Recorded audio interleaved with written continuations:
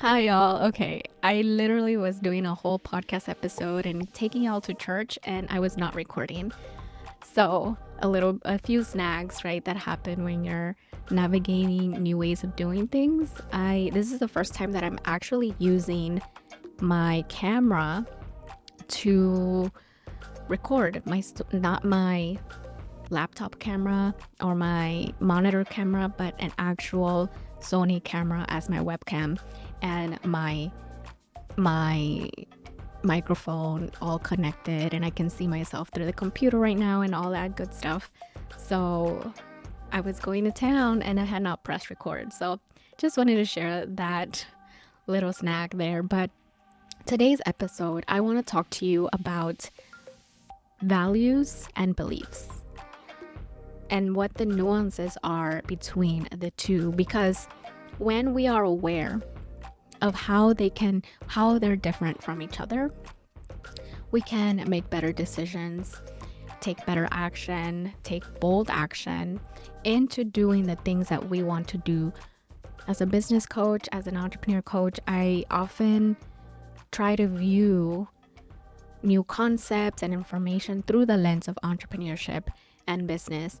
And that is a lens that we all, if you're a business owner, you have a lens for how you view entrepreneurship or having a business. And it may be different from me or other people that you know that have businesses. And the way that your view is shaped, it's often related to your experiences, your culture, your background, and information that you're learning from the people that you trust. So I want to go into a few of the differences because they're nuanced. Sometimes we can use the word values and beliefs interchangeably, but they are different. So I just want to point out a few differences and then give you a few examples that it might show up in your life and in your entrepreneurship journey. All right, so let's get started. All right. So, one of the things that I wanted to highlight in when we're thinking about values is thinking about them as principles, thinking about them as the gold standard that are close and dear to us. And everybody has values, whether you know it or not, everybody has values.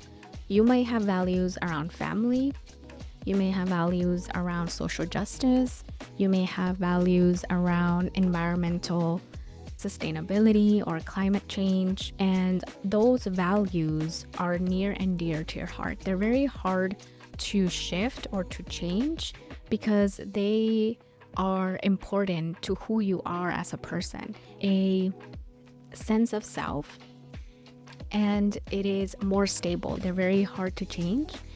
They're more emotional. We have a lot of emotional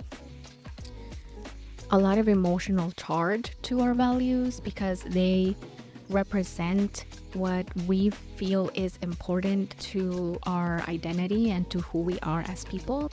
But a belief, it's more like a lens or a framework.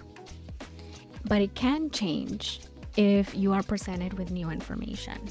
So you may have a belief that you cannot start a business because business takes up all your time and will take time away from your family. So if you have a really strong value around family, but you have a belief that if starting a business is going to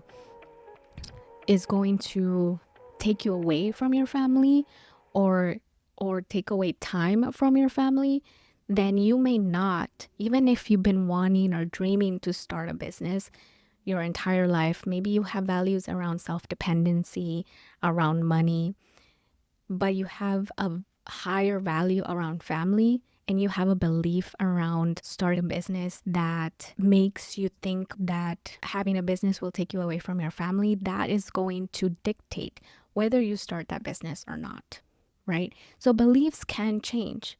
Values, even though they may not be able to change as much, beliefs are more easily changed because they're not emotionally charged. They can be factual and they are beliefs about what you know about the world, right? So if you believe that starting a business is going to take you away from your family it's going to require that you work 80 hours a week and that you work after your full-time job and on the weekends and not go out for the next 6 months so that you can launch something, then you're most likely never going to take action on that dream of wanting to start a business. Even if you have a value of working for yourself, earning your own money, making a community impact, even if you have that, but your value of family is deeper or it trumps all the other values, and you have this belief, you're never going to take action.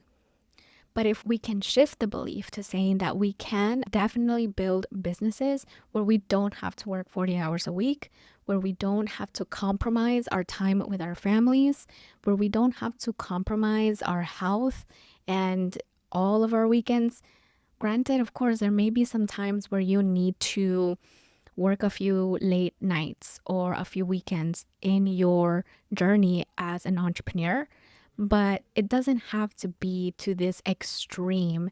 And if you have this belief that that's what it takes to be successful, you can begin to shift that belief into one that actually fits who you are as a person and fits your values of family. And so that's what I wanted to bring this to the forefront, to your everyday thoughts about entrepreneurship, because entrepreneurship in communities of color, in women of color, in queer folks, we have a belief around entrepreneurship or starting a business that often compromises our values to the things that we hold dear the most to our heart, which is probably most likely well-being, right? Showing up for others. We definitely are folks who have learned, especially as a first gen Latina myself, I am the family manager. So I show up for my family, have shown up for my loved ones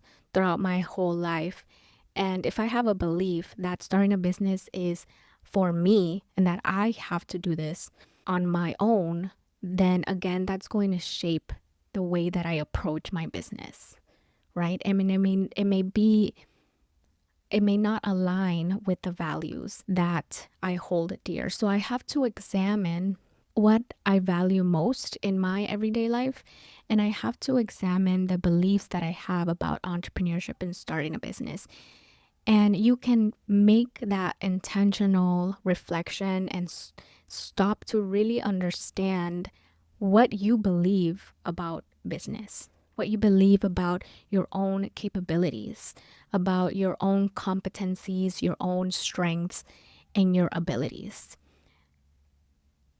Even if you have to do the work to shift any beliefs to do the things that you want to do in your business, that work starts with your healing. It starts with you taking the intentional pause to reflect and to really think about how you view entrepreneurship and business. And is it possible? Do you really believe that you can make it work holding your full-time job, continuing to show up for your family, continuing to show up for yourself, and still figure out a way to have a successful business? It's possible. I don't think anything is impossible. I think everything is possible, right? I'm thinking about the recent election that has been going on, this election season, and we're in 2024. It's July, it's summer.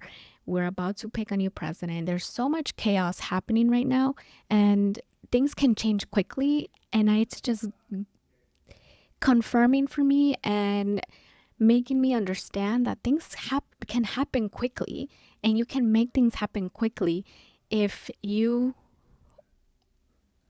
change the belief that things happen slow, or that whatever beliefs that you have about business and entrepreneurship, examine if it's serving you or not serving you. Another way to put it, is it adaptive or maladaptive? Okay, so I want to go into a few examples of values that you might hold if you're a business owner. You might have values in innovation and progress. So that might lead you to build a business that is full of creativity, that changes things and does things effectively faster for a group of people, your target audience. You might have values in family time. Like I said, that's a big one for a lot of people. Family time and personal well-being. That is a big one for me. Personal well-being, my emotional health, my mental health, my spiritual health cannot be compromised for my business. It's just not going to happen. I might have values in environmental protections, which I do. I am all about protecting the environment. I believe in climate change, and we need to do more to make sure that we protect our earth, right? But if you are a business owner and the only examples that you see about business or entrepreneurship are these harmful corporations or companies that build up harmful pollutants into the air and have unsustainable practices, then you might not be encouraged to start a business. You may not be encouraged to figure out a way to start a business that is actually environmentally friendly. You may have values in community, and there's a lot of rhetoric in entrepreneurship that you have to do this alone, that you are self-made. It's a very individualistic culture. But if you have values in community, again, that may be a cognitive dissonance between your values and what you believe about entrepreneurship. When in fact, you may just need to shift the way that you think about entrepreneurship, because it is possible to have community in your entrepreneurship journey. You may have values around collaboration and work. This is a value that is, as an introvert, it's hard for me, to be quite honest with you. Like, I enjoy doing things on my own. I enjoy managing and having autonomy over my own time, over my own projects, over the way things look and are executed. But I could collaborate and be a team player and hire help and support and hire people that can bring my vision to life, right? There's some work that needs to be done there if my value sometimes may not align well or super like a puzzle piece. If my belief around collaboration and teamwork is that people can't bring my vision to life, that may be a belief that I have, and it deters me or stops me or makes my journey harder because I keep doing things on my own. I may have a belief around creativity, so I may constantly want to be creative in my journey, and maybe I never repurpose some of my content. And to be honest, I really don't. I never repurpose. I have so much content that I've made over these last couple years in terms of podcasts and blogs and emails in social media that I rarely repurpose. But I have such a high value in creativity that I feel like I constantly have to bring and create new content, new perspectives, new ways of thinking, new information all the time. And that can be draining. That can be hella draining. So I gotta check my beliefs that I have around creativity and what that connects to. And I think it has to do with the fact that I have a belief that the more creative that you are, the more innovation you'll bring to your business and the more people that will come. Have I found truth of that? No. People come to me anyway. If whether I bring out my highest creative self or not, because they are attracted to me as a person. So I gotta check that, right? I gotta check that belief. But these are all just some examples of the values that you might hold as an entrepreneur, as a business owner, or even if you don't, right? You might have values around community, even if you don't have a business, right? But a lot of these values are not embedded in the mainstream way that we look about business, right? Values in business are all about doing things alone, getting things done, hustle culture, all of these other things. So I just wanted to give you a few examples. I have values around social justice, right? So I try to bring a lot of social justice views and perspectives. And that sometimes can really come against being part of this capitalistic system, especially when the revenue is low, right? When the cash flow is low. It's like, oh, what do I gotta do to ramp that up And so it shifts me into thinking that I gotta stop thinking this way and I gotta start thinking this way, where it compromises my values, and that is not a place I like to go, and where I don't want you to go. Also, if you have values around social justice, around environmental sustainability, around community, those are all amazing values to have, and yet they can sometimes not align with the beliefs that we have about entrepreneurship, or the beliefs that we have about ourselves, or the beliefs that we have about having a business.